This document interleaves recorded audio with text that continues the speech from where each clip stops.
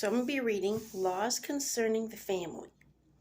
When a man takes a wife and marries her, and it happens that she finds no favor in his eyes because he has found some uncleanness in her, and he writes her a certificate of divorce, puts it in her hand, and sends her out of his house. I'm going to pause there for a minute because remember when, y'all may not know this, but the Jewish people were asking Jesus, okay, the leaders, okay, for what reason should a man divorce his wife, And he said only in situations of unfaithfulness, okay, because he said because your hearts were hard, Moses wrote the law where you could sign a certificate of divorce.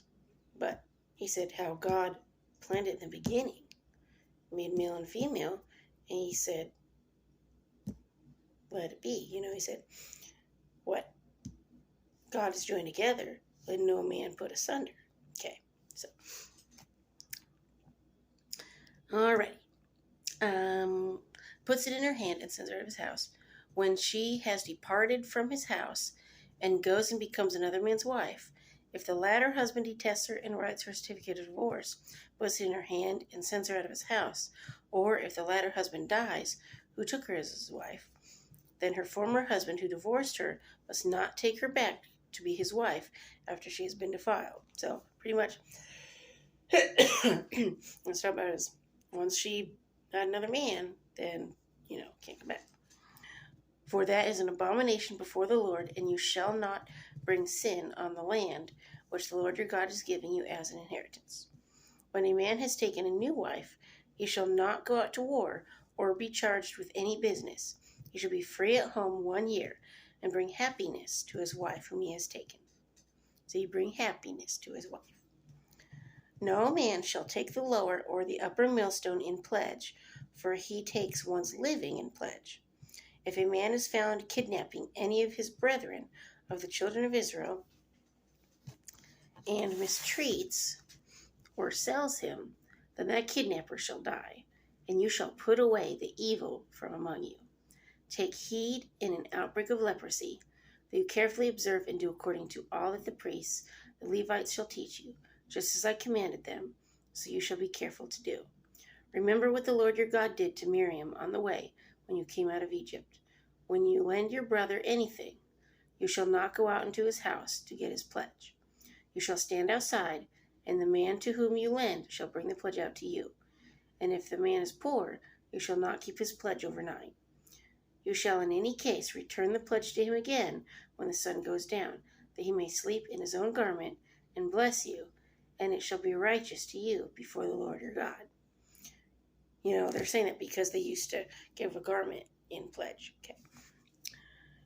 You shall not oppress a hired servant who is poor and needy, whether one of your brethren or one of the aliens who is in your land within your gates. Each day you shall give him his wages, and not let the sun go down on it, for he is poor and has his heart set on it, lest he cry out against you to the Lord, and it be sin to you. So he didn't get his wages back then. You got paid every day. You didn't wait a week, 2 weeks, a month, whatever. You got paid every day. When that day was up, here's your money. So, fathers shall not be put to death for their children, nor shall children be put to death for their fathers. A person shall be put to death for his own sin. You shall not pervert justice due to stranger or the fatherless, nor take a widow's garment as a pledge. But you shall remember that you were a slave in Egypt, and the Lord your God redeemed you from there. Therefore I command you to do this thing.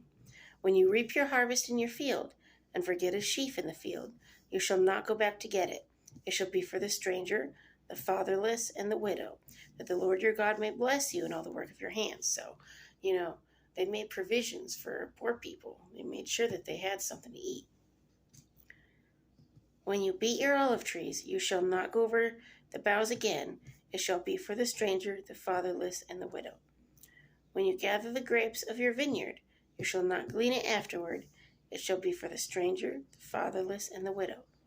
And you shall remember that you are a slave in the land of Egypt, for I command you to do this thing. So, that is laws concerning the family.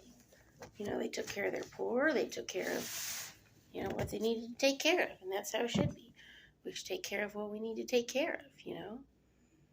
Poor people, make sure that there's preservation for them, make sure that they have some food, you know, and all that kind of stuff. So, anyway, peace.